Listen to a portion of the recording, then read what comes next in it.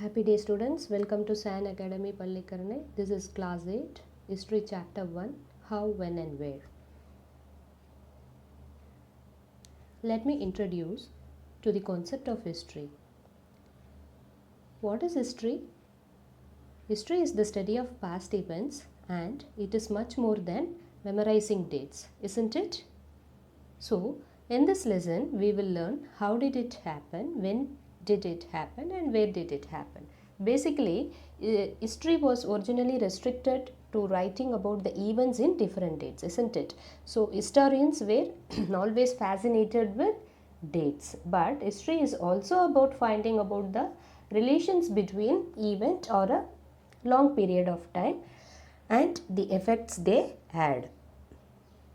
So let me introduce the concept of mind map, children. When you carefully observe this mind map, you can easily understand in this lesson how it has been classified, like how importance or dates, which dates, and it is depending on the story of the past, focusing on a particular act of event. Then the next thing is how do we periodize and what is meant by colonial.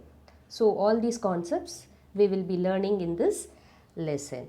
So next, what is the another important thing is how do we know, isn't it? We should know how these official records and how these surveys has become important. And towards the end of the chapter, we are also going to analyze what these official records does not infer. So one by one, let us go into the chapter. To begin with,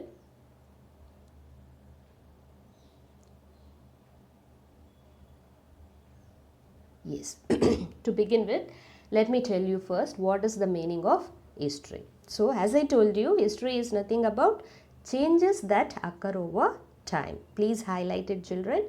I repeat it again for you. History is nothing about changes that occur over time. That is, finding how things were in the past and how things have changed during the course of time. So as I told you, these historians were always fascinated with dates, isn't it? So history is always connected with dates and a chronological set of events that happened over a period of time.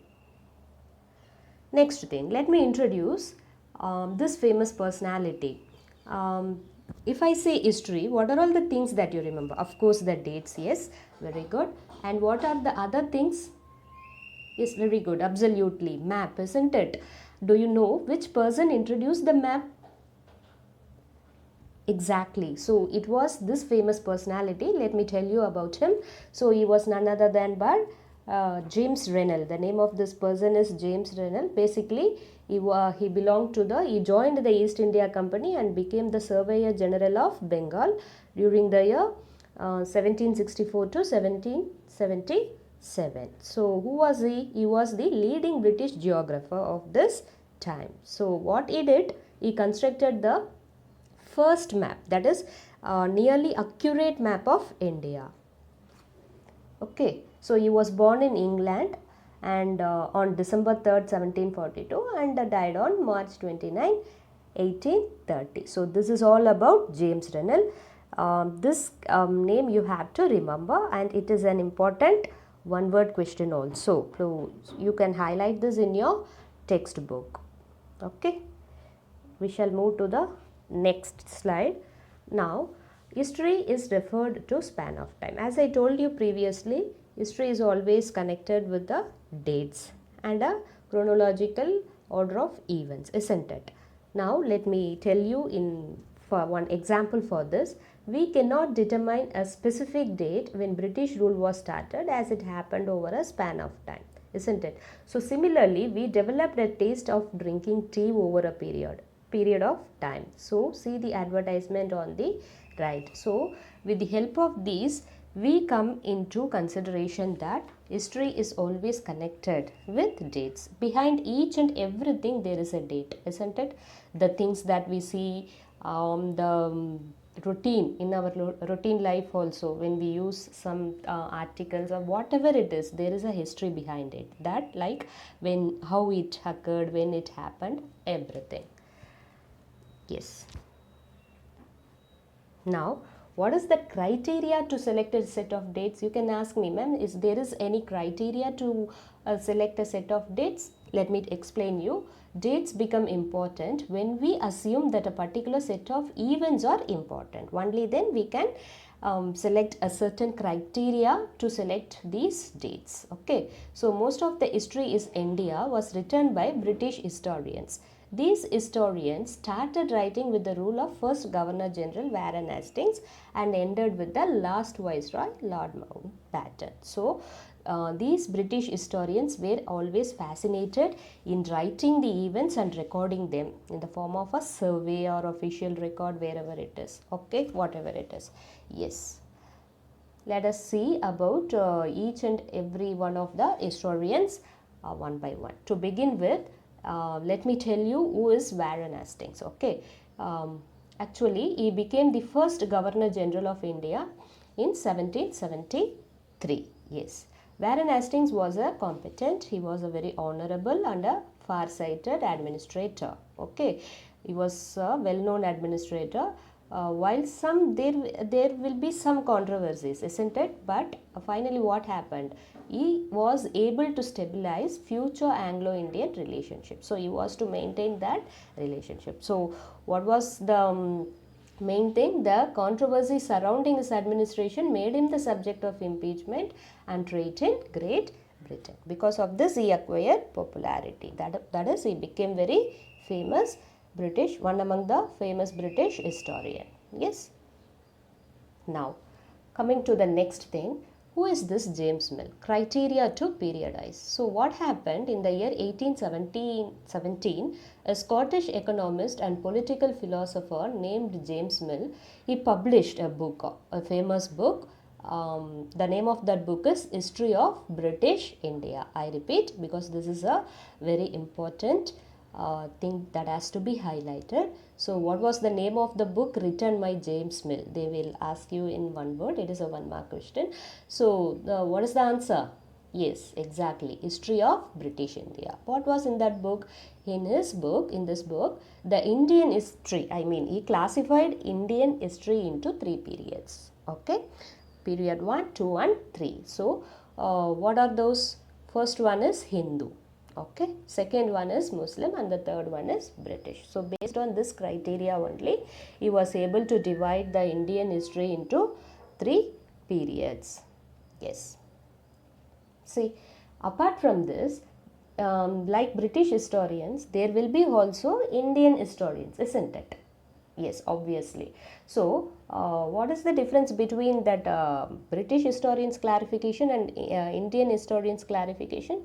The main thing is, you can see the difference between the previous slide and this existing slide, the slide that is in front of you. Okay, so based on Indian historians, how history has been classified. Okay, the first one is ancient history, the second one is medieval history, and the third one is modern history. So on this criteria only, our Indian historians, they classified Indian history. So the respective timeline also has been given for your clear understanding. So ancient history, what was the time period? 4000 BC to AD 500, medieval history AD 500 to AD 1500, and modern history prevailed from AD 1500 to present. That is what we are experiencing right now.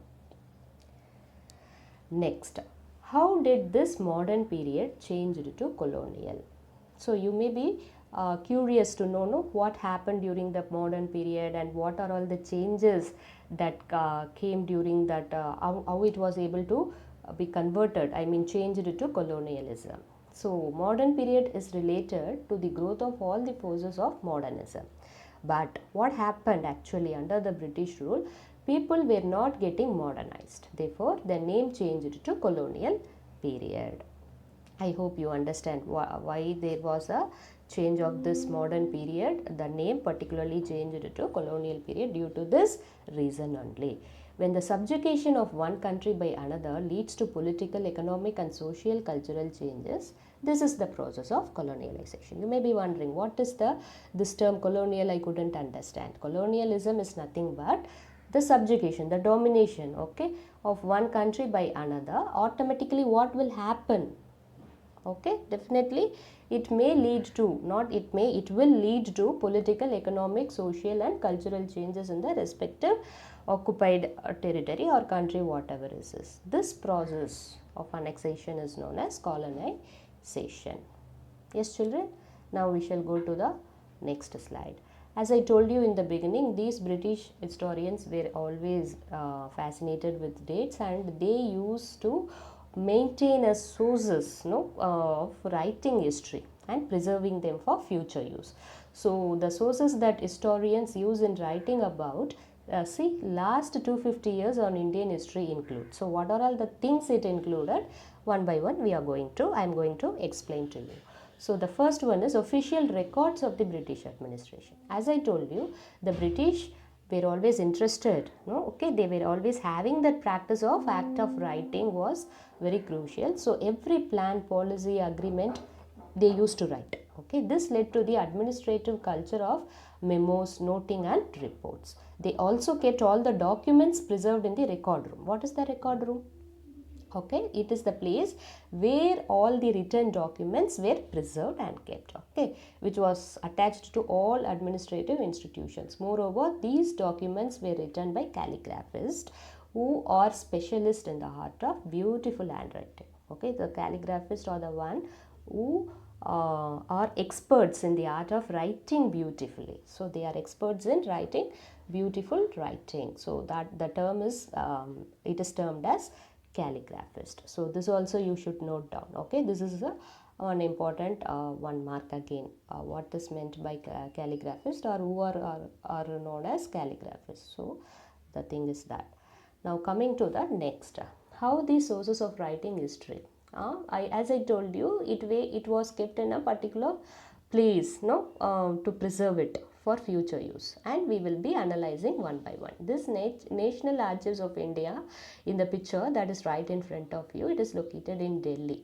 So what was the timeline? 1920. So it is a record room where all the documents and letters from government and various administrators have been arranged as per dates from 18th century and are preserved in good condition. This is a very good example.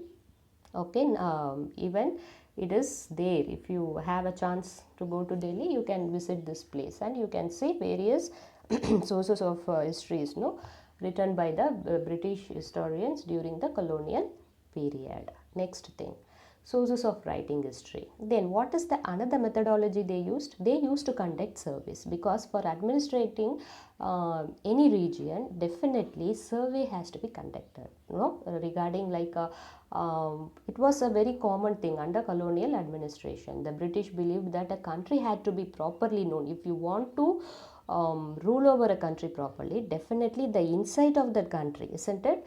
It could be effectively administered only if you know the all the survey details. So by the early 19th century, detailed surveys were being carried out to map the entire country. For example, what are all the surveys? You can ask me. Some of the examples I can cite you, like forest survey, geological survey, land survey. Okay, so many things. So these British historians were always fascinated in preparing a survey. Yes, and there are another side, isn't it? What is the other side? What official records do not tell. So far we saw what are all the sources, what are all the various places where it is stored, kept, preserved for future use. So this slide infers you that what official records do not tell. Official records do not tell what other people in the country felt. Definitely, that is the first point. And the other things are only diaries of people, travelers and autobiographies of important personalities can tell about literate people. No record of the history is available for the tribals, peasants, workers or the poor. So this is the even if you take a coin, there is a both side for a coin, isn't it? So one side is, it is telling the positive impact, like only those who are literate, that is those who are able to read and write, they know so what has to be done systematically and everything has been recorded. But what happened in the case of illiterate people, like for example tribals, peasants, workers, they don't know to, they are uneducated, they are illiterate, so such records are not recorded in these officially for the future use. So it was left like just like that.